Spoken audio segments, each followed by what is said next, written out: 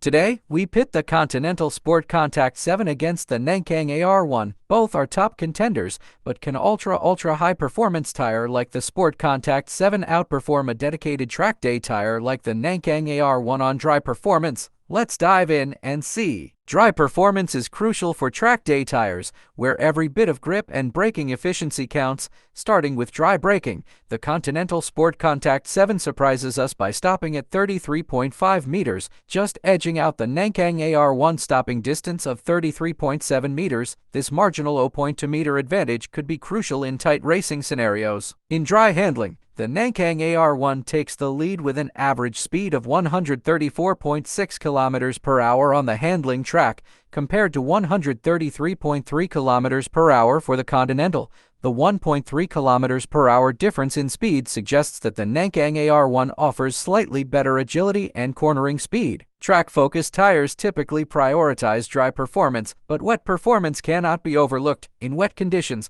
the Continental SportContact 7 outshines the Nankang AR1 across multiple metrics. For wet braking, the SportContact 7 stops at 27.5 meters, significantly better than the Nankang AR1 distance of 41.1 meters. This is a difference of 13.6 meters. In wet handling, the SportContact 7 achieves an average speed of 87.7 kilometers per hour compared to 70.6 kilometers per hour by the Nankang AR1. This highlights the superior wet handling and stability of the SportContact 7. When it comes to noise, the Continental SportContact 7 is quieter, producing 68.2 decibels compared to 69.6 decibels from the Nankang AR1. A quieter ride can make a significant difference during long drives. For rolling resistance, the SportContact 7 again takes the lead with a coefficient value of 8.4 compared to 10 for the Nankang AR1. This means the SportContact 7 is more efficient, potentially offering better fuel economy and requiring less energy to maintain speed. In summary, the Continental SportContact 7 impresses with its balanced performance in both dry and wet conditions,